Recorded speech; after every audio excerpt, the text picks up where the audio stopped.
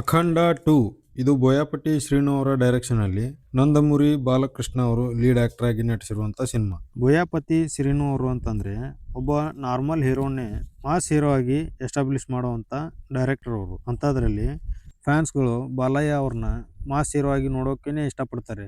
ಈ ಎರಡು ಕಾಂಬಿನೇಷನ್ನಲ್ಲಿ ಬಂದಿರುವಂಥ ಅಖಂಡ 2 ಸಿನಿಮಾ ಯಾವ ರೀತಿ ಮೂಡಿ ಬಂದಿದೆ ಅಂತ ನೋಡ್ಕೊಂಡು ಬರೋಣ ಬನ್ನಿ. ಸ್ಟೋರಿ ಲೈನ್ ಕಡೆ ಬರೋದಾದರೆ, ನಮ್ಮ ನೆರೆ ದೇಶವಾದಂಥ ಚೈನಾದಿಂದ ಭಾರತಕ್ಕೆ ಒಂದು ದೊಡ್ಡ ಸಂಕಷ್ಟ ಎದುರಾಗಿದೆ. ಅದನ್ನು ತಡೆಯೋಕೆ ಅಂತಾನೆ ಅಖಂಡ ಬರಬೇಕಾಗಿ ಬರುತ್ತೆ. ಆ ದೊಡ್ಡ ಸಂಕಷ್ಟ ಏನು, ಹಾಗೆ ಅಖಂಡ ಆ ಸಂಕಷ್ಟವನ್ನು ಯಾವ ರೀತಿ ಎದುರಿಸ್ತಾನೆ, ಅದರಿಂದ ಜನರು ಹೇಗೆ ಹೊರಗೆ ಬಂದರು ಅನ್ನೋದನ್ನು ತುಂಬ ಚೆನ್ನಾಗಿ ಡೈರೆಕ್ಟರ್ ಅವರು ಕನ್ವೆ ಮಾಡಿದ್ದಾರೆ. ಹಾಗೆ ಈ ಸಿನಿಮಾದ ಡಿಸ್ಕ್ಲೇಮರ್ನ ಹೇಳಬೇಕು ಅಂತಂದರೆ, ನೀವು ಲಾಜಿಕ್ನ ಬಿಟ್ಟು ಈ ಸಿನಿಮಾಗೆ ಹೋದರೆ ನಿಮಗಿದೊಂದು ಡೀಸೆಂಟ್ ಎಕ್ಸ್ಪೀರಿಯೆನ್ಸ್ನ ಕೊಡುವಂಥ ಸಿನಿಮಾ ಆಗುತ್ತೆ. ನೀವು ಲಾಜಿಕ್ನ ತಲೆಯಲ್ಲಿ ಇಟ್ಕೊಂಡು ಈ ಸಿನಿಮಾ ನೋಡ್ತೀರಿ ಅಂತಂದರೆ ನಿಮಗೆ ತುಂಬಾ ಬೋರ್ ಹೊಡಿಸುವಂಥ ಸಿನಿಮಾ ಇದು.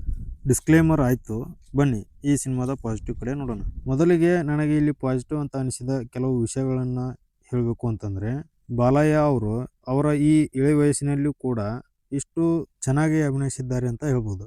ನಮ್ಮ ಸನಾತನ ಧರ್ಮದ ಬಗ್ಗೆ ಅಲ್ಲಲ್ಲಿ ತುಂಬ ಚೆನ್ನಾಗಿ ಕನ್ವೆ ಮಾಡೋಕ್ಕೆ ಟ್ರೈ ಮಾಡಿದ್ದಾರೆ. ಅದು ಕೂಡ ಕೆಲವೊಂದು ಕಡೆ ವರ್ಕ್ ಆಗುತ್ತೆ ಕೂಡ. ಬಾಲಯ್ಯ ಅವ್ರನ್ನ ಇಂಟ್ರೊಡ್ಯೂಸ್ ಮಾಡುವಂಥ ಫೈಟ್ ಸೀನ್ ಕೂಡ ನನಗೆ ಪರ್ಸ್ನಲಿ ತುಂಬ ಇಷ್ಟ ಆಯಿತು. ಮತ್ತು ಶಿವ ಮತ್ತು ಅಮ್ಮನ ನಡುವೆ ಒಂದು ಸಂಭಾಷಣೆಯ ಸೀನ್ ಬರುತ್ತೆ, ಅದು ಕೂಡ ನಮಗೆ ತುಂಬ ಚೆನ್ನಾಗಿ ವರ್ಕ್ ಆಯಿತು. ದೇವ್ರ ಮೇಲೆ ನಾವು ನಂಬಿಕೆ ಇಟ್ಟರೆ ದೇವರು ಯಾವುದೋ ರೂಪದಲ್ಲಾದರೂ ನಮಗೆ ಕಾಣಿಸ್ತಾನೆ ಅನ್ನೋದನ್ನು ತುಂಬ ಚೆನ್ನಾಗಿ ಡೈರೆಕ್ಟರ್ ಅವರು ಕನ್ವೆ ಮಾಡಿದ್ದಾರೆ. ಇವಿಷ್ಟು ನನಗೆ ಈ ಸಿನಿಮಾ ನೋಡಿ ಆದಮೇಲೆ ಪಾಸಿಟಿವ್ ಅಂತ ಅನಿಸಿದ ಕೆಲವು ವಿಷಯಗಳಾಗಿವೆ. ಇನ್ನು ನೆಗೆಟಿವ್ಸ್ ಕಡೆ ನೋಡೋದಾದರೆ, ಫಸ್ಟ್ ಹಾಫಲ್ಲಿ ಫ್ಯಾಮಿಲಿ ಮತ್ತು ಕೆಲವೊಂದು ಪಾರ್ಟ್ಗಳನ್ನ ಇಂಟ್ರೊಡ್ಯೂಸ್ ಮಾಡಿದರೂ ಕೂಡ ಸೆಕೆಂಡ್ ಹಾಫ್ ಪೂರ್ತಿಯಾಗಿ ಅಖಂಡ ಅವ್ರದ್ದೇ ದರ್ಬಾರನ್ನು ತೋರಿಸ್ತಾರೆ. ಅದು ಕೂಡ ನಮಗೆ ಅಲ್ಲಲ್ಲಿ ಡಿಸ್ಟರ್ಬ್ ಆಗುತ್ತೆ. ಇಲ್ಲಿರುವ ಫೈಟ್ ಸೀನ್ಗಳು ಅವಶ್ಯಕತೆಗೆ ತಕ್ಕಂತೆ ಇದ್ದರೂ ಕೂಡ ಫೈಟ್ ಸೀನ್ಗಳು ಸೆಕೆಂಡ್ ಹಾಫಲ್ಲಿ ತುಂಬಾ ಇವೆ. ಅವುಗಳು ಕೂಡ ತುಂಬ ಆಗಿದ್ದರಿಂದ ನಮಗೆ ಕಥೆಯಲ್ಲಿ ಎಂಗೇಜಿಂಗ್ ಆಗಿರೋದಕ್ಕೆ ಸ್ವಲ್ಪ ಡಿಸ್ಟರ್ಬ್ ಮಾಡ್ತವೆ ಕೂಡ. ತಮನ್ ಅವರ ಮ್ಯೂಸಿಕ್ ಅಲ್ಲಲ್ಲಿ ವರ್ಕ್ ಆಗಿದೆ ಅಂತ ಹೇಳಿದರೂ ಕೂಡ ಕೆಲವೊಂದು ಕಡೆ ನಮಗೆ ಇನ್ನೂ ಇಂಪ್ರೂವೈಸೇಷನ್ ಬೇಕಾಗಿತ್ತು ಅಂತ ಅನಿಸುತ್ತೆ. ನೀವು ಒಂದು ಭಕ್ತಿಪೂರ್ವಕ ಸಿನಿಮಾವನ್ನು ಇಷ್ಟಪಡೋರಾದರೆ ನಿಮಗಿದು ಖಂಡಿತ ವರ್ಕ್ ಆಗ್ಬೋದು.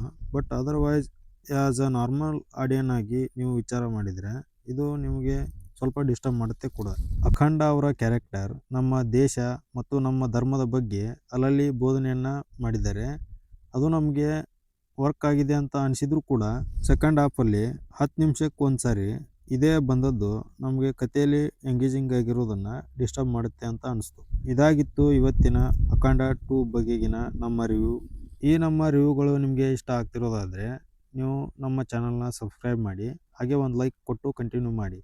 ನಿಮ್ಮ ಒಂದೊಂದು ಲೈಕ್ ಕೂಡ ಈ ವಿಡಿಯೋ ಇನ್ನಷ್ಟು ಜನರಿಗೆ ತಲುಪೋಕ್ಕೆ ಹೆಲ್ಪ್ ಆಗುತ್ತೆ ಅಂತ ಹೇಳ್ತಾ, ಮತ್ತೆ ಮುಂದಿನ ಒಳ್ಳೆಯ ಕಂಟೆಂಟ್ ಜೊತೆ ಸಿಗೋಣ ಅಂತ ಹೇಳ್ತಾ ಈ ವಿಡಿಯೋನ ಎಂಡ್ ಮಾಡೋಣ. Thank you.